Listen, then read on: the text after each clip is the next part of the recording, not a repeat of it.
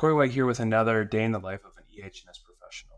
Today, I'm going to show you how I keep track of open action items for my clients, right? So imagine you're doing an inspection or an audit for a client, or maybe as an EHS manager of one of your facilities, right? Maybe you find some issues. How are you tracking those to closure?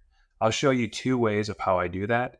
One would be your typical Excel spreadsheet, and two would be using technology to sort of communicate that with your client or maybe with your managers. Let's get into it. So here's the first way of how I keep track of it. I call it an EHS opportunity spreadsheet.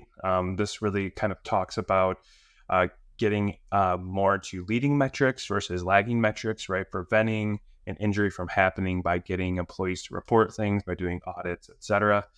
So you can kind of see here we have our open date, our issue description, regulatory standards, a possible solution. So these are kind of all things that I would fill in. And then I talk with the client to figure out, okay, who needs to be doing this? Who needs to be assigned to this? And then once there is a solution and it's closed, right, we put close and we actually put the solution in there and the close date. From there, you can keep track of data if you want. But overall, this is a good way. Just at a glance, you can kind of see everything in your spreadsheet, see who it's assigned to. Overall, I would say following up on this is difficult because it's a spreadsheet that can kind of get lost in your file folder system.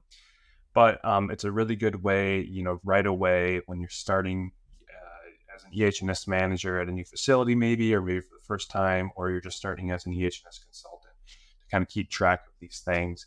And then from there, you can sort of, keep track of how many things you've closed out, and you can keep track, or you can report that to your manager or to your client on a consistent basis.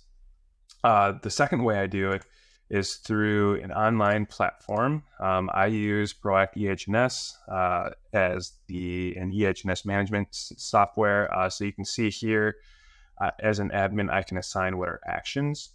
And so I can assign it to employees. So I can upload employees here and assign it to, let's say, the plant manager or something like that, or the maintenance manager.